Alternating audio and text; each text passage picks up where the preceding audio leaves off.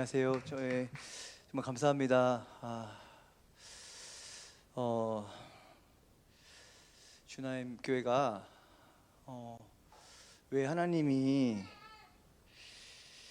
그 각 교회에 가면은 그 사람들도 아이들 보고 사람들 볼 때마다 거기서 느껴지는 것이 있고, 거기에 각 사람에게 주신 하나님께서 우리 각 사람에게 태어날 때부터 이미 우리 안에 하나님의 계획과 하나님께서 하실 일들, 또한 각자의 은사들을 다 넣어주셨습니다. 결국 그 은사들과 그 책임들과 그 하나님께 주신 사명들을 감당하기 위해서 우리를 만들어 가시죠. 마찬가지로 하나님의, 특별히 예수 그리스도의 몸된 교회 가운데도 각 교회가 그 예수 그리스도의 아름다움, 그 아름다움을 닮아가는 여러 가지 그 독특한 DNA들을 심어 놓으셨는데, 참 오늘 아침부터 계속해서 오늘 예배하면서 이번 주에 두 번째로 이 새로운 성전 가운데서 여러분 뵙게 되면서 저한테 주셨던 마음은 갈급함입니다. 왜 주나인 교회 가운데 하나님께서 왜 하나님께서 함께 하기를 즐거워하실까? 주나인 교회를 통해서 하나님이 어떤 마음을 부으시나, 오늘 아침에 계속 집중하면서 예배하는 가운데 저에게 주셨던 마음은 그 갈급함이, 이 얘기를 드리는 이유는 다시 말하면 여러분 이 주나인 교회 안에 갈급함이 사라지는 순간 여러분이 나타내야 될 하나님에 대한 그 사명을 잃어버리는 것이는 것이죠. 저희가 오랜 그 팬데믹 기간 동안에 우리 참 놀라운 일들이 있었죠. 이건 자랑이 아니라 어떤 대형 교회나 어떤 심지어 많은 교회들이 애쓰고 되게 어려운 시간 통과했을 때 저희가 줌이라는 그 공간 가운데서 우리 사랑하는 우리 주나인 교회와 히스토리 교회와 우리 동서남북과 밝은빛 교회, 그리고 꿈이 있는 교회, 저희 히스토리 교회가 모두 모여서 애쓰고 힘썼던 것이 무엇이냐면, 어떻게든 그 놓치지 않으려고, 우리에게 주신 그 하나님을 놓치지 않으려고 그렇게 달려갔을 때, 오늘도 그랬어요. 사실은 어쩌면은 그 시간이 없었더라면 저희는 오히려 그 시간을 통해서 더 가까워진 것 같아요. 줌에서 보고 줌에서 만나고, 그럴 때마다 주나인 교회가 갖고 있었던 그 갈급함, 각 교회가 갖고 있었던 그 각각의 아름다움이 그 공간 가운데, 그 어려운 시간 가운데 서로 합쳐져서 연합을 이루면서 정말 하나님이 무엇을 하기 원하시는지를 더욱 분명히 알아가는 그 시간들로 이끌어 주셨다고 저는 믿습니다. 하나님 나라는 처음부터 끝까지 한 가지 키워드로 열립니다. 그것은 갈급함입니다. 그 다른 것들로는 열리지 않는 것이 하나님 나라입니다. 그래서 아시다시피 말씀에 천국은 침노하는 자의 것이다. 세상 나라는, 세상의 질서와 세상의 방법은 어떻게든 힘과 어떻게든 우리의 능력과 어떻게든 우리의 무엇인가를 통해서 강제로 열고 들어가서 지배하고 통제하려는 것이 세상의 원리입니다. 그러나 하나님 나라의 원리는 명확합니다. 하나님 나라는 갈급함으로 열립니다. 결국 갈급한 자가 그 문을 들어가는 것이고요, 갈급한 자가 끝까지 하나님 나라를 소망하며 가게 되는 것이고, 그 갈급함으로 말미암아 하나님 나라로 우리가 끌려가는 것입니다. 영의 원리는 심플합니다. 여러분, 우리 인간의 의지가 얼마나 대단하겠습니까? 하나님께서 주신 자유의지요, 그거 엄청나게 대단한 거 없습니다. 다만 내가 무엇을 선택하느냐에 따라서 끌려가는 겁니다. 내가 죄를 선택하는 순간 죄가 나를 끌어갑니다. 내가 어둠을 선택하는 순간 어둠이 나를 끌어가는 겁니다. 그러나 내가 하나님을 선택하는 순간 하나님이 우리를 끌어올리시는 겁니다. 그 끌려올려가는, 오늘 예배 가운데 하나님 끌어올리신다. 우리가 스스로 2층 3층으로 간다고 생각하지만 당연한 권리가 있고 그런 권세가 있는 하나님의 자녀들이 있죠. 그러나 우리의 의지로 가는 것이 아닙니다. 하나님이 우리의 갈급함을 보시고 그 갈급함을 끌어당기시는 거예요. 그 끌어당기실 때 어떤 일이 일어나는지 아십니까? 여러분 경험하셨잖아요. 우리의 생각과 우리의 이성을 뛰어넘는 세상에선 말도 안 되는 것들을 하게 되는 것이 바로 갈급함입니다. 성경에는 그 갈급함으로 세상의 모든 것들을 뛰어넘던 두 사람이 나오죠. 첫 번째 사람이 누굽니까? 우리가 잘 알고 있는 삭개오입니다. 삭개오는 정말 말로 설명할 수 없는 자신의 너무나 연약함과 그 수치와 열등감으로 가득해서 그 사람은 아마도 삭개오는 이렇게 생각했습니다. 나는 하나님 나라에 적당하지 않아. 하나님 나라에 나에 들어가기에는 합당하지 않아. 나의 이 수치, 나의 이 연약함, 이것을 가지고 나는 정말 하나님 나라에 합당하지 않은 자야. 그런데 그 삭개오가 예수에 대한 소문을 듣습니다. 예수님에 대한 이야기를 듣습니다. 그러면서 그 안에 그도 갖지 못했던, 한 번도 경험하지 못했던 그 갈급함이 결국은 그 수치와 그 모든 연약함과 모든 장애를 뚫어 예수님 앞으로 나아가죠. 세리가 누구입니까? 그 당시에 한마디로 민족의 반역자이고 이스라엘 민족의 반역자이고, 거기다가 삭개오를 묘사하는 많은 단어 중에 뭐가 있습니까? 작다고 되어 있습니다. 얼마나 무시받고 얼마나 스스로가 연약한 자로, 어쩌면 그 연약함이, 그 작고 보잘것없다는 그 마음 자체가 세상에서 한번 내가 해봐야겠다, 세상에서 내가 힘으로 뭔가 보여야겠다는 그 심정으로 세리가 됐을지 모릅니다. 그런데 그 삭개오를 누가 찾아오시냐면 예수님이 찾아오십니다. 정말 세상에서는 이런 사람들을 걸들도 보지 않죠. 세상에서는 이런 사람들에게 눈길을 주지 않지만 이미 하나님께서는 태초부터 이 삭개오라는 이 한 영혼을 구하기 위해서 예수님은 다가가신 것이죠. 그런데 놀라운 건 뭐냐면 이 모든 것이 신비라는 겁니다. 여러분, 우리가 믿고 있는 하나님은 신비하신 분입니다. 이 신비를 세상은 자꾸 이성과 지성과 경험으로 제한하고 있는 것입니다. 그렇게 되니까 어떻게 됩니까? 우리가 제한하면 하나님도 제한되십니다. 우리가 제한하면 하나님은 제한되실 수밖에 없고, 그렇기 때문에 제한된 하나님만 경험할 수밖에 없는 겁니다. 그러나 우리가 제한하지 않을 때 그분은 그분의 풍성함과 부요함과 무한한 것들로 우리에게 보여주시고 인도하신 분이 하나님이시라는 것입니다. 그것을 나는 경험하기 원하고, 그것을 위해서 오늘도 저는 갈급함을 구하는 겁니다. 내 안에 왜 갈급함이 없습니까? 왜 이렇게 나는 이렇게 그 갈급함을 유지하지 못합니까? 결국은 내가 다른 갈급함이 나를 끌어가고 있다는 겁니다. 그것이 무엇이든, 세상이 주는 것이든, 사람의 인정이든, 또한 비록 우리가 하나님 일을 한다고 하지만 그것을 통해 얻고자 하는, 또한 그것을 통해 내가 만족하고자 하는 그것이 나를 끌어당기기 시작하면 결국에는요, 나의 갈급함은 거기다 소모되고 결국 하나님을 향한 갈망하면 식어지는 것입니다. 그래서 신비입니다. 하나님 나라는요, 믿음도 신비이고 은혜도 신비이고 그리고 구원도 신비이고 또한 불법도 신비입니다. 성경에 나와 있습니다. 우리가 이 신비를, 결국 신비는 성경에서 말하는, 여기서의 헬라어 단어는 무스테리온, 미스테리죠. 우리가 영어로 단어로 잘 알고 있는 미스테리입니다. 신비가 무엇입니까? 많은 성경에서, 우리 성경에는 자꾸 이거를 비밀로 그렇게 성경을 풀어놓은 데가 많은데 사실은 비밀이 아닙니다. 비밀은 뭡니까? 알려지면 안 되는 것이 비밀이죠. 그러나 신비는 다릅니다. 신비는 알고자 하는 자들에게 풀어주는 게 신비입니다.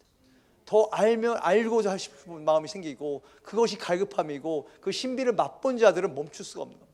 그 신비를 조금이라도 맛보면 거기서 머물 수가 없는 것이, 더 알고 싶어지고. 여러분 그렇지 않습니까? 뭔가를 알기 시작할 때 더 알고 싶고, 우리가 놀라운 것들을 보게 되면 유튜브 같은 데나 정말 신기한 일을 보게 되면 더 알고 싶고, 그 뒤에 뭐가 있는지, 이거보다 더 신비한 일들이 없는지 갈망하는 것처럼 하나님 나라의 신비는, 하나님의 신비는 이렇게 우리에게 다가온다는 것입니다. 그런데 오늘 말씀처럼, 오늘 말씀 우리 한번 읽어볼까요? 로마서 12장 2절 말씀, 우리 함께 큰 목소리로 이 말씀을 읽도록 하겠습니다. 시작. 너희는 이 세대를 본받지 말고 오직 마음을 새롭게 함으로 변화를 받아 하나님의 선하시고 기뻐하시고 온전한 뜻이 무엇인지 분별하도록 하라. 아멘. 여기서 가장 중요한 것이 있습니다. 무엇이냐면 이 말씀 가운데 가장 우리가 오늘 다루려고 하는 것은 아까 중보하신 대로 마음을 새롭게 함으로, 오직 마음을 새롭게 함으로 변화를 받아입니다. 아까 삭개오와 얘기를 하다 말았죠. 삭개오는 그 신비를 맛봤습니다. 그 찬란하게 그 예수 그리스도라는 그 이름에, 그분의 이름을 들은 순간에 다가왔던, 그분과 함께 하나님 나라로 임했던 그 신비가 그 아들의, 그 삭개오의 그 장애 많고 그 부족하고 그 수치스러운 인생 가운데 빛으로 찬란한 영광으로 다가왔습니다. 그랬을 때 그 신비는요, 우리에게 갈급함을 일으켰고요, 그 갈급함을 맛본, 그 갈급함이 생긴 삭개오는 더 이상 사람들의 시선, 사람들의 평가가 두렵지 않았습니다. 어떻게 한다고 나왔습니까? 삭개오가 어떻게 갔습니까? 걸어갔다고요? 아니요, 달려갔습니다. 이 시대에 이스라엘 민족이 뛰는 것이 없었습니다. 이 뛴다는 것이 있는 그런 문화가 아니었다는 거예요. 그런데 삭개오는 달려갔어요. 그 주님을 보기 위해서. 그러나 어땠습니까? 사람들이 너무 키가 컸어요. 너무 작았어요. 그분을 보기에는, 그 찬란한 하나님의 영광을, 그 찬란한 하나님 나라를 보기에는 너무너무 많은 장애들이 있었습니다. 그래서 어떻게 합니까? 돌 무화과 나무로 올라갔다고 나와 있습니다. 이것이 갈급함입니다. 혹시라도 사랑하는 여러분, 어떨지 모르겠습니다. 저한테도 분명히 있습니다. 나는 하나님 나라를, 그 신비를 알기에 너무 부족한 자다. 그러기엔 나의 죄와 어둠이 너무 크다. 또는 아니, 나에겐 그런 갈급함이 없다고 하시는 분들이 있을 수도 모르겠습니다. 그러나 다시 한번 여러분께, 우리에게 큰 소망은 뭐냐면 그분이 오셨다는 겁니다. 예수 그리스도께서 여리고성을 지나가셨다는 겁니다. 그 소식을 듣고 우리가 할 수 있는 여러 가지 반응이 있겠지만 딱 한 가지, 그분이 찾아오신다는 겁니다. 그것이 없다면 우리에게 무슨 소망이 있습니까? 아까도 말씀드렸지만 우리에게 무슨 의지가 있습니까? 우리에게 무슨 선한 의지가 있다고. 다만 우리에게 그분이 찾아오실 때 우리가 할 수 있는 유일한 방법은 그분께 마음을 열어드리는 것입니다. 그분이 나에게 오시도록 초청하는 것입니다. 두 번째, 성경에 또 이렇게 그분께 달려갔던 한 사람이 또 있습니다. 이번에 삭개오가 남자였다면 한 분은 여성이죠. 누굽니까? 옥합을 깬 여인이죠. 그 여인은 뭐라고 성경에 기록되어 있냐면 죄 많은 여인입니다. 한마디로 또 하나님께서 우리에게 알려주신 거죠. 누구에게 기회가 있습니까? 누구에게 하나님을 만날 찬스가 더 큽니까? 의롭다 하는 자입니까? 세상에서 잘 나가는 사람입니까? 뭔가 포지션이 있고 아니면 교회에서 뭔가 인정받는 사람들입니까? 아니라는 겁니다. 하나님이 그 갈급함을 주시는 사람은 죄 많고 연약하고 부족하지만, 그래서 하나님 외에는 다른 소망이 없는, 하나님이 건져주지 않으면, 하나님께서 날 붙들어 주시면 안 되는 그 인생 가운데 하나님 찾아오신다고 저는 믿습니다. 동일합니다. 그 여인에게도 예수의 소문이 들렸습니다. 예수의 이름이 들렸어요. 그 여인에게 어떤 신비한 일이 일어났는지 우리는 성경으로 알지 않습니까? 어떻게 그 죄 많은 여인이 다른 곳도 아닌 어디로 간다고 되어 있습니까? 바리새인의 집에 갑니다.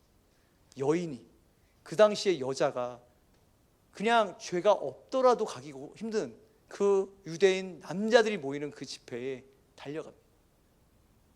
그 갈급함이 저는 너무 부럽습니다. 더 이상 보이지 않는 겁니다. 세상의 시선, 세상의 평가, 사람들이 어떻게 생각할까? 무슨 장애가 있을까? 사람들이 막지는 않았을까? 아마 저라면 수많은 계산을 했을 겁니다. 내 같은 인간이 가면 받아주기나 할까? 문을 열어줄까? 만날 수나 있을까? 아니야, 그냥 있자, 이랬을 겁니다. 그러나 그 여인은 자기에게 이 올라오는 그 갈급함을 붙잡았습니다. 그 신비를 붙잡았습니다. 그리고는 어떻게 합니까? 가만히 있었습니까? 아니요, 문 밖을 나갔습니다. 그 가장 자기가 소중하다고 생각하는 그 옥합을 들고 그분의 발 밑으로, 가장 가까운 위치로, 한번 상상을 해보세요. 그 여자가, 그 손가락질 받는 여자가 그 안으로 들어왔을 때 사람들의 시선과 사람들의 그 반응과, 그러면서도 그것들에 보이지 않는 오직 주님만 보이는, 마치 영화에서 보면 그 스포트라이트가 딱 비춰져서 그 사람만 보이고 나머지는 다 어둠 같이 보이는 그 하나의 갈급함으로 그 발치까지 가서 결국에는 그 옥합을 깨버립니다. 우리에게, 저에게 소망하는 것은 저는 이겁니다. 어떻게 하면 내 마음이 전적으로 하나님께 드려질 수 있을까? 어떻게 하면 내가 이 사람들의 시선과 사람들의 인정이 아닌 오직 그분만을 높이기 위해 어떠한 나의 수치와 모욕을 당할지라도 어떠한 사람들의 반응에 불구하고 내가 그 발치 앞으로 갈 수 있을까?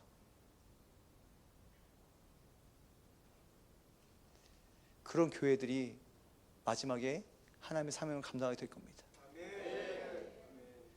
사람의 칭찬이 아니라 인간의 역사가 하나님의 역사를 대적합니다. 인간의 역사가 잘못된 것을 추구해서 하나님을 대적하는 것이 아닙니다. 오늘 말씀처럼 사실은 인간들도 계속해서 추구하는 것이 뭔지 아십니까? 기뻐하시고 온전한 뜻이 무엇인지 분별하는 겁니다. 이게 세상도 똑같습니다.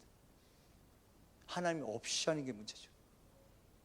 하나님이 없이 온전하고 기뻐하신 뜻이 무엇인지 분별하니까 결국 그 가운데서 인본주의라는, 그리고 그 인본주의에 조종하는 세상의 문화와 글로벌 문화와 사탄이 조종하는 하나님을 대적하는 것들이 우리를 이용하는 겁니다.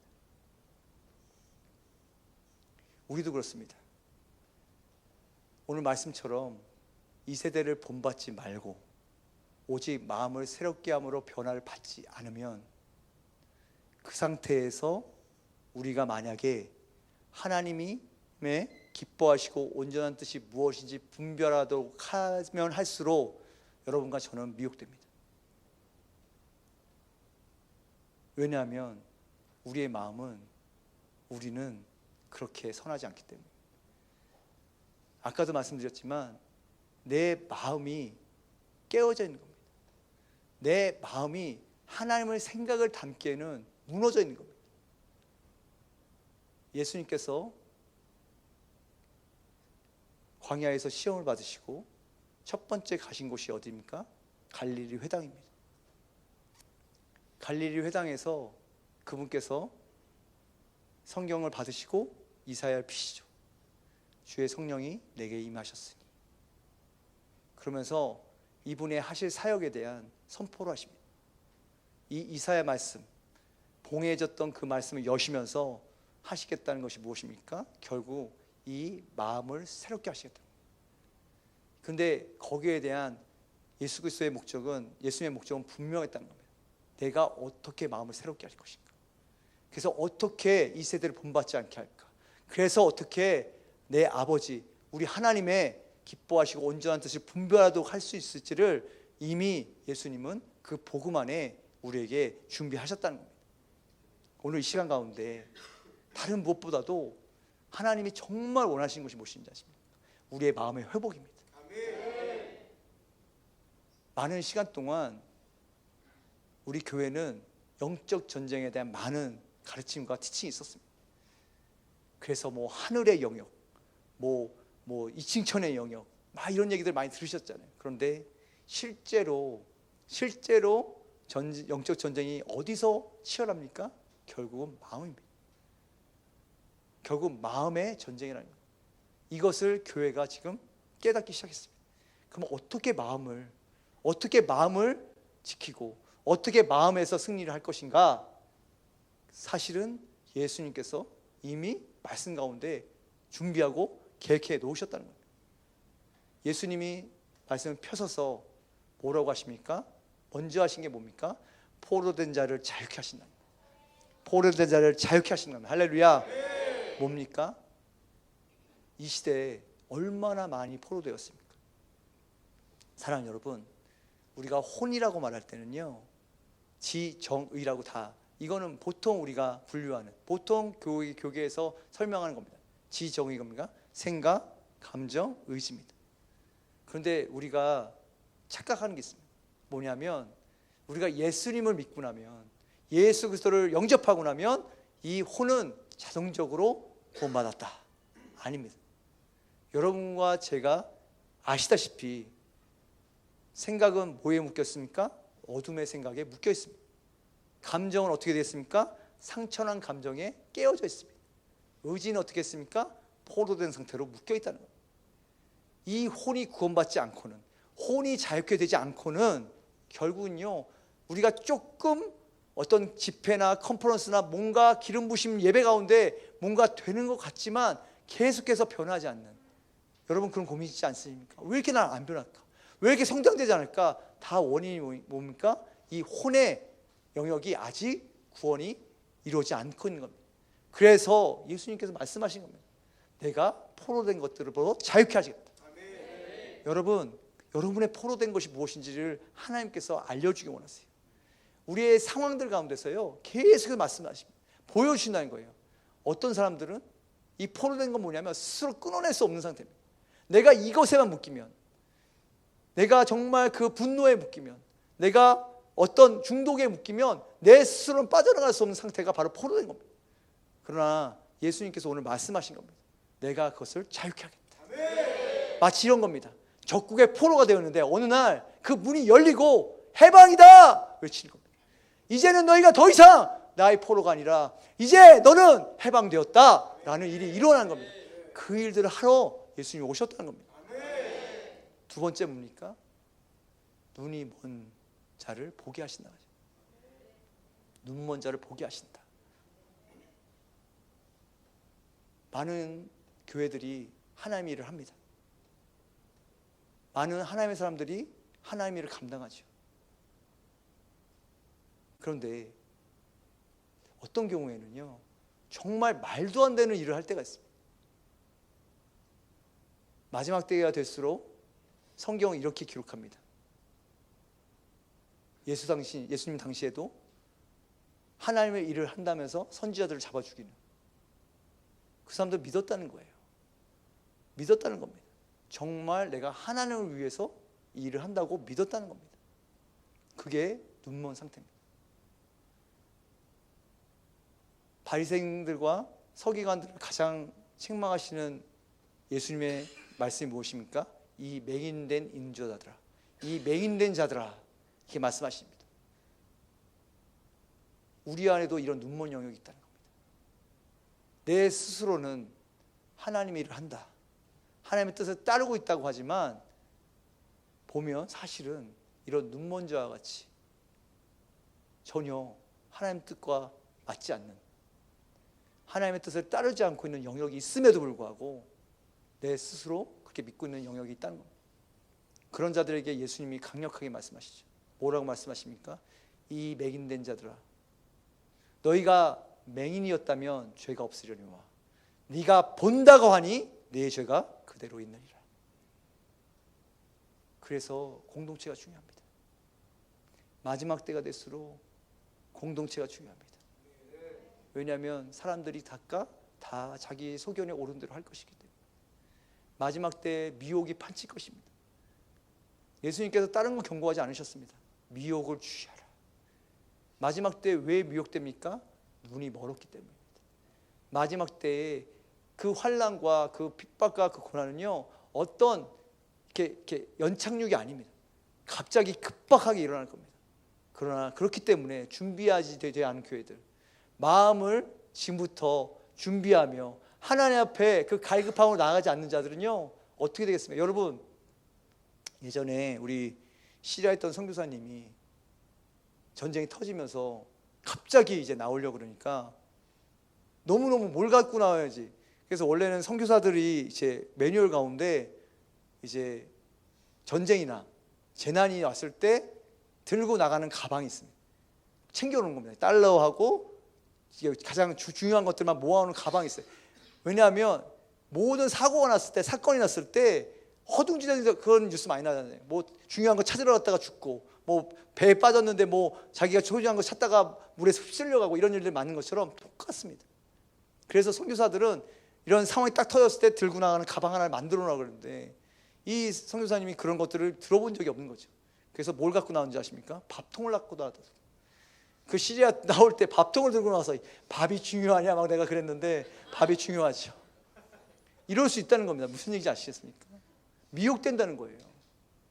우리가 이것을 준비하고 있지 않으면 마지막 때 그 급박한 상황 가운데서 누가 저기 가면 삽니다, 나한테 오면 삽니다, 여러분 저한테 오시면 피할 길을 내겠습니다, 그 사람이 크리스찬이고 목사고 선교사고 세상에서 인정받는 어떤 목회자라면 다 따라할 거라는 겁니다. 이게 미혹이라는 겁니다. 너무나 급박하고 너무나 순식간에 오기 때문에 이것에 빠지지 않기 위해서 뭐 해야 됩니까? 계속해서 나의 눈먼 영역들이 다루어져야 됩니다. 그걸 어디서 다룰 수 있겠습니까? 세상에서 다룰 수 있겠어요? 교회가 그것을 다루는 곳입니다. 나는 분명히, 그게 어디서 드러납니까? 관계에서 드러나잖아요. 난 분명히 잘한다고 했는데 왜 이런 일이 벌어질까? 나는 진짜 교회를 위해서 한다고 했는데 왜 이렇게 인정받지 못할까? 뭐 이런 여러 가지 상황들 속에서 보는 겁니다. 아, 내가 옳다고 하는 것이 눈이 멀은 거구나. 아, 내가 이런 상황들 속에서 내가 봐야 될 것이 있구나. 아, 내가 포로되어 있구나. 아, 내가 눈이 멀어 있구나를 배우는 곳이, 여러분, 그거 배울 수 있는 곳이 없습니다. 영적인 공동체 외에는 눈이 먼 것이 뜨여질 곳이 없습니다. 그래서 예수님께서 오늘 말씀하신 겁니다. 눈먼 자들을 보게 함을. 예수님의 몸을 통해서 그것을 하실 것입니다. 우리 모두가 그 눈이 띄어지는 역사가 있기를 예수님을 축복합니다. 세 번째 뭡니까? 눌린 자들입니다. 눌린 게 뭐예요? 교회 안에 많은 눌린 사람들을 봅니다. 지난주에 어떤 모임에 갔는데 정말 눌렸어요. 분명히 예배하는데, 분명히 기도하러 모였는데, 분명히 하나님 사랑하는 사람들인데 눌려 있습니다. 그 눌리는 많은 이유들 중에 하나가 바로 상처입니다. 상처가 회복되지 않는 겁니다. 마음의 상처. 또한 뭔가 하나님 일을 하는데도 불구하고, 제대로 가는데도 불구하고 계속 의심이 되는 겁니다. 나 잘하고 있나? 나 제대로 가는 거 맞나? 저희가 이제 POG 선교사님들 외에 다른 선교사님들을 만나면서 많은 분들을 만나죠. 선교지 가면. 그래서 뭐 혼자 나오시는 분도 있고 막 여러 단체에서 이렇게 나오신 분이 있지만, 저희 같이 이렇게 멘토링하면서 케어하면서 하는 곳은 많지 않아요. 잘 모르시겠지만 선교사들이 그래서 항상 고민하는 게 뭔지 아십니까? 선교지에서 어려운 거는요, 뭐 문제가 생기고 그게 환경이 안 좋고 이런 게 아니에요. 나 잘하고 있나? 나 잘하고 있나? 이거 맞나? 이 혼란이 선교지에서 어렵게 하는 거거든. 누가 어디한테 물어볼 때도 없고, 선교사 시기가 돼가서 뭐 다른 동료 선교사들이 이것도 물어보지도 못하겠고, 그런 걸 물어본다고 해도 어떤 영적인 그런 관점을 가지고 인도하신 분들이 없기 때문에 모든 선교사들이, 저는 정말 그 역할을 우리 POG들이 감당해야 된다고 믿습니다. 정말 우리 선교사들을 그렇게 영적으로 같이 그냥 보내놓고 거기서 알아서 하겠지가 아니라, 정말 지금처럼 여러분처럼 정말 같이 기도하고 같이 보고 같이 느끼고 하나님 뜻이 무엇인지 분별해서 그런 눌린 선교사들이 없기를. 교회도 마찬가지입니다. 내가 눌려있다면 기쁨이 없어집니다. 첫 번째 기쁨이 없습니다. 기쁨이 없어지면 어떻게 됩니까? 갈급함이 사라집니다. 아까 말씀드렸잖아요. 하나님의 처음과 끝은 갈급함인데, 내가 사역을 하면서 눌려있다면, 내가 사역을 하면서도 하나님의 일을 하면서도 뭔가 진짜 하면서도 뭔가를 하나님 뜻대로 하면서도 힘들었다면 그 안에 그 눌린 것들이 자유케 되어야 합니다. 마지막으로 네 번째, 하나님이 복음을 통해서 하시는 네 번째 뭐냐면 바로 은혜입니다. 주의 은혜를 선포케 하려 하심이라. 그 은혜의 신비가 임하는, 많은 사람들이 자신의 데스티니를 발견하고 싶어 하죠. 그렇지 않습니까? 여러분, 여러분의 데스티니, 여러분을 하나님께서 어떻게 쓰실까 궁금하지 않으십니까? 그런데요, 그 부르심을 찾기 위해서 어떻게 하고 계십니까? 내 은사가 뭔지 MBTI를 하고 뭐 애니어그램을 하고 그럼 찾아지나요? 아니, 그때 할 때는 이렇게 하면 되겠다 생각하지만 얼마 지나지 않아 얼마나 이렇게 빨리 옛 습성으로 돌아오는지. 성경에 보면 하나님이 사명을 주시는 사람들의 특징이 있습니다. 사명을 발견하는 원리가 있다는 거예요. 그게 바로 은혜라는 겁니다.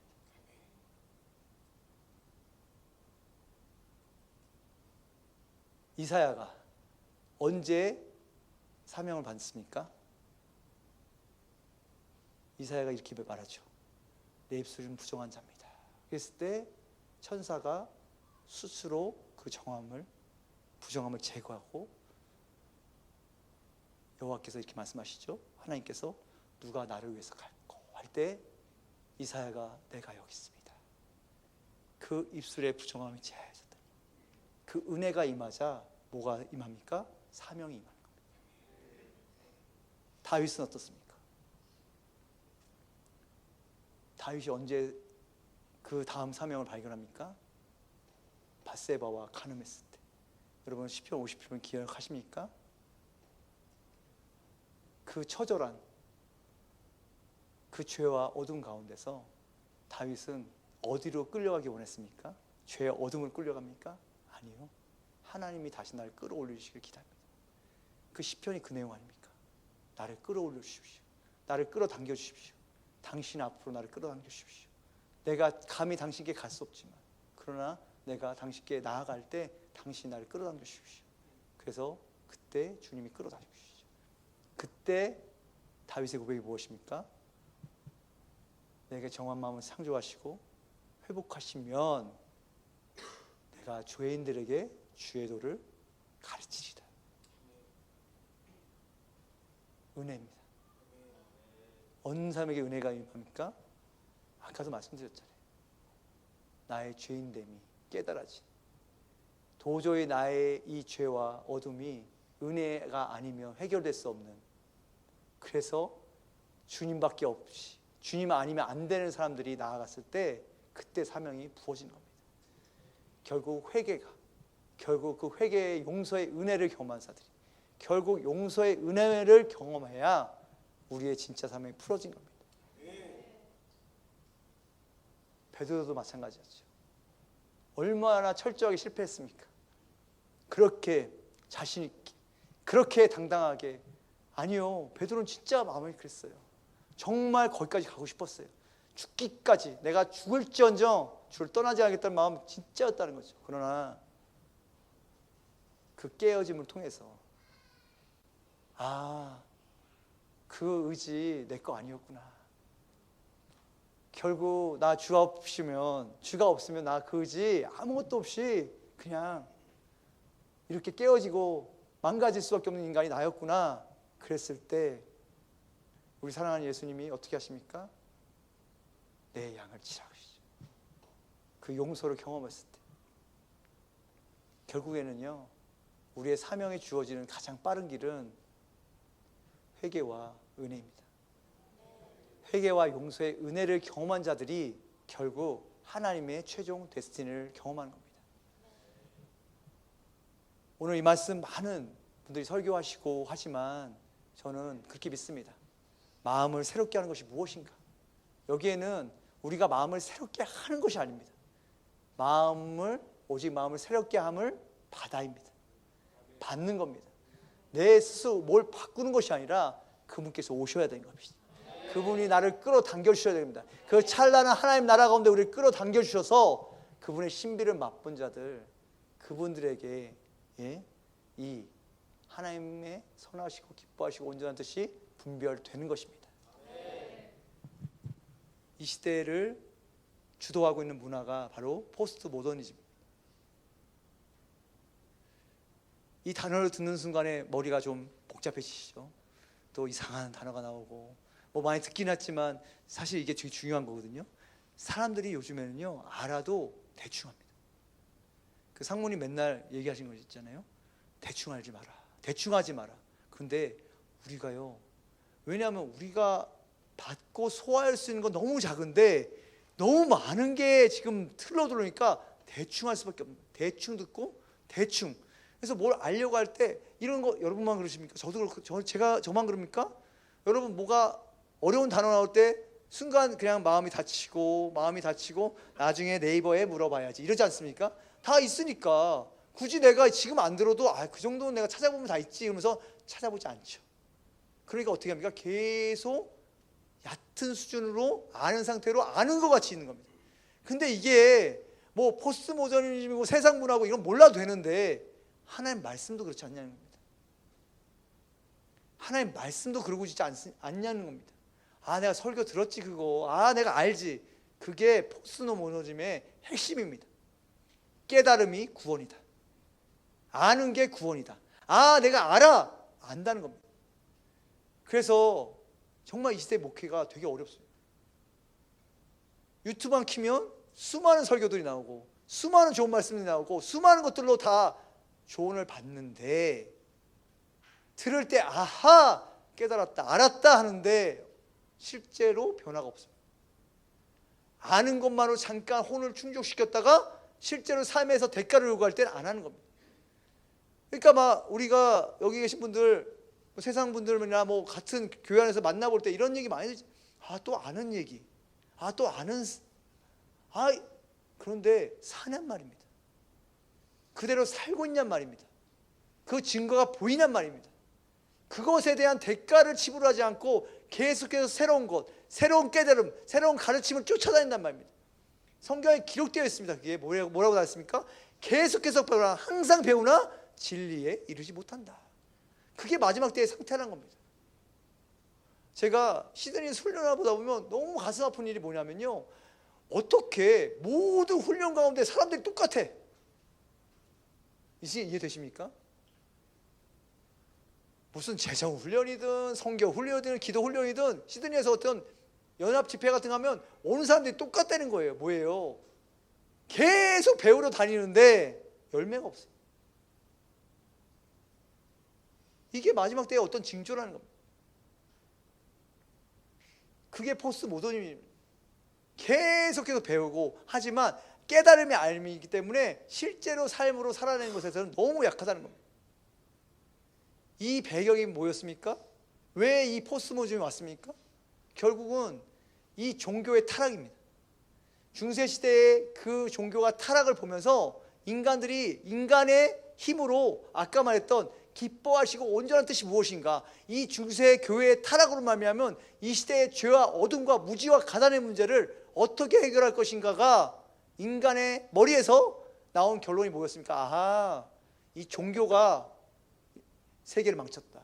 인간의 역사를 종교가 망쳤다. 그래서 뭐가 나옵니까? 모든 신비를 다 제거하는 겁니다. 인류 역사 가운데 모든 신비한 것, 모든 걸 다 빼기 시작. 이미 심지어 어디까지요? 종교 가운데서도, 말씀 가운데서도 신비한 것들은 다 제끼는, 그거는 그래서 알기다시피 세대주의가 나온 것이고 그게 나온 겁니다. 다 오순절 역사는 초대교회로 끝났다, 이런 걸 믿고 있는 사람들을 우수하게 양산해내는 것이 바로 뭐냐면 이 중세의 타락으로 말미암아 세대를 바꾼 겁니다. 그래서 인간들이 열심히 노력합니다. 뭘 노력합니까? 계몽주의라는, 교육시켜야 된다, 인간의 이성을 깨워야 된다, 몇 번 얘기했지만 그래서 나온 게 르네상스입니다. 르네상스의 뜻이 뭡니까? 다시 태어난 겁니다. 다시 태어난, 창조가 아닙니다. 다시 부활이 아닙니다. 다시 태어난 겁니다. 인간의 이성이 다시 태어난 것을 르네상스라고 합니다. 그래서 이성으로 막 깨웠습니다. 교육으로 그 무지 가운데 왜 종교를 믿나 봤더니 너무너무 무식한 거야. 종교란 건 그 무식하고 이상한 거를 믿는 이유가 뭐냐면 사람들이 무식하기 때문에 해서 계속 이성으로 사람들을 깨워내죠. 그게 모더니즘까지 이어갑니다. 소위 말하는 모더니즘은 산업혁명과 과학기술의 엄청난 발전을 가져오죠. 그러면서 이 이성이 결국 과학기술이 신을, 하나님을 대체하기 시작합니다. 인간의 생각에, 인간의 믿음 가운데 세상을 구원할, 세상을 평화롭게 할 방법으로 기뻐하고 온전한 뜻이 분별했다고 생각하는 것이 바로 이거였다는 것이죠. 그 결과가 무엇입니까? 그렇게 인간의 이성과 과학기술이 결국 만들어낸 것이 무엇이었습니까? 세계 1차 세계대전, 세계 2차 세계대전. 그 인간의 이성이, 그 인간의 과학이 인류를 좋게 만들 줄 알았는데, 인류를 평화롭게 만들 줄 알았는데, 결국에는 우리 다 알다시피 죄인들이, 그 부패한 인간의 타락이 결국 600만입니다. 한 민족에 600만을 죽였습니다. 이게 인간이라는 어떤 존재가 이렇게 아시지 않습니까? 이젠 다 아시지 않습니까? 얼마나 정말 생각하기도 끔찍한 그런 일들을 저지르면서도 그것이 인간의 교육과 이성과 과학으로 해결한다고 생각했던 그것들이 완전히 무너져 버립니다. 그 무너짐 속에서 또 인간들이 생각하는 겁니다. 그럼 어떻게 하면 다시 인류를 우리의 힘으로, 우리의 인간들이 하나님 없이 만들 수 있을까 고민하다 보니까 지금의 포스트 모더니즘이 나온 겁니다. 절대적인 것이 없구나. 우리가 너무 이성과 과학기술을 절대시했다. 이제는 다 있다 그러자. 하나님도 있다 그러고 신도 있다 그러고 모든 것이 다 있자. 그리고 서로를 터치하지 말자. 제가 믿는 하나님, 내가 믿는 하나님, 부처든 알라든 그냥 존중해 주자. 그래야지 평화가 이루어지겠다. 여러분, 만약에요, 제가 잘 몰라서 우리 오광석 간사님 죄송해요. 우리 오광석 간사님 잘 모르지만, 욕심 없고 그냥 모르지만 욕심 없고 정말 모든 것을 불태워서 정말 세계 평화와 인류의 가난과 이 문제를 해결하고 싶은 사람이 있다고 한번 생각해 보세요. 정말 그런 마음이 있어요. 근데 하나님은 몰라. 하나님은 모르지만 정말 어떤 욕심 없이 나는 내 생명을 들여서라도 정말 세계가 평화로웠으면 좋겠고, 세계가 가난하지 않았으면 좋겠고, 세계 가운데 전쟁이 없었으면 좋겠어. 이런 사람이 있다고 치면, 그래서 이분이 연구를 한다면 세계의 역사를 연구하고 세계의 사회 변동과 많은 것을 연구했을 때 나올 수 있는 결론이 몇 개 안 됩니다. 그 솔루션, 어떻게 그것을 이룰 수 있는지 몇 개의 결론이 안 되는데, 그 중에 가장 큰 결론이 뭔지 아십니까? 어떻게 하면 인간의 힘으로 세계의 가난의 문제, 전쟁의 문제, 평화로 이룰 수 있는 것이 뭔지 아십니까? 유일신 믿는 종교를 없앱니다. 기독교, 이슬람, 유대교를 없애면 됩니다. 그게 결론이 됩니다. 왜 종교 통합하려는지 아시겠습니까? 이 사람들이 나쁜 사람들이 아니에요. 이 사람들이 정말 뭔가 그걸 통해서 세계를 지배했다. 뒤에 세력이 있을지 모르겠지만 그런 게 아니라는 거예요.